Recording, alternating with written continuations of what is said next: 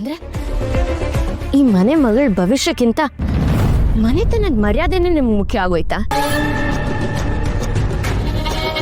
ಜನರ ಬಾಯಿ ಮುಚ್ಚಕ್ಕಾಗಲ್ಲ ಮೇಡಮ್, ಅವ್ರಿಗೋಸ್ಕರ ಬದುಕಕ್ಕೂ ಆಗಲ್ಲ. ನಮ್ಗೇನು ಒಳ್ಳೇದೋ ಅದನ್ನ ನಾವು ಮಾಡಬೇಕು.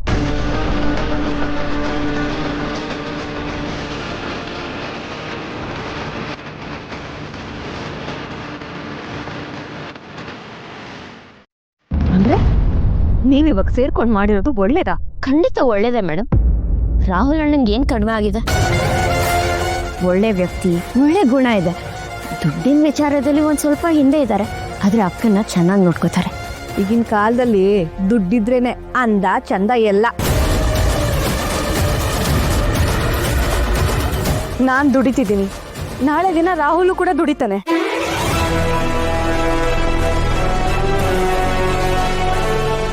ನಮಗೆ ದುಡ್ಡು ಇಂಪಾರ್ಟೆಂಟ್ ಅಲ್ಲ, ನಾವು ಸಣ್ಣ ಮನೇಲಿ ಕೂಡ ಆರಾಮಾಗೇ ಇರ್ತೀವಿ.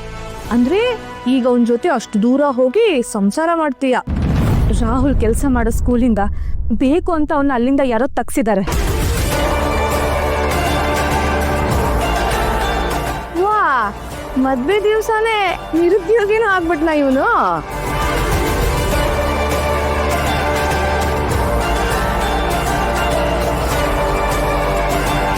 ರಾಹುಲ್ ದುಡಿದೆ ಮನೇಲಿದ್ರು ಪರವಾಗಿಲ್ಲ, ನಾನೇ ದುಡ್ದು ಅವನ್ನ ನೋಡ್ಕೊಳ್ತೀನಿ.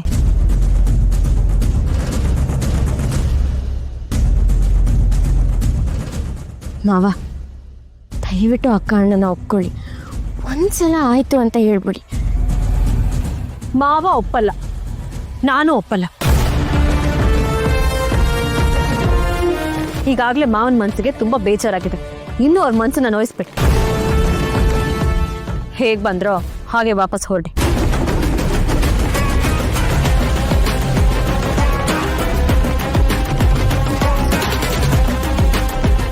ನಿಮ್ಮ ಅನುಮತಿ ಇಲ್ಲದೆ ನಿಮ್ಮ ಮಗಳನ್ನ ಮದುವೆ ಆಗಿದ್ದಕ್ಕೆ ದಯವಿಟ್ಟು ಕ್ಷಮಿಸಿ ಸರ್.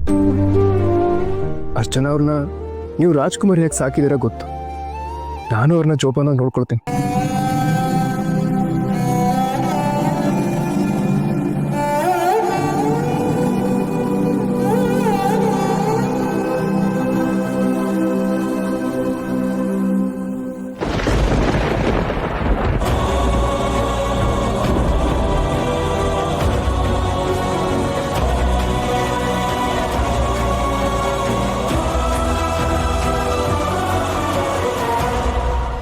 ಬರ್ತೀವಿ ಸರ್.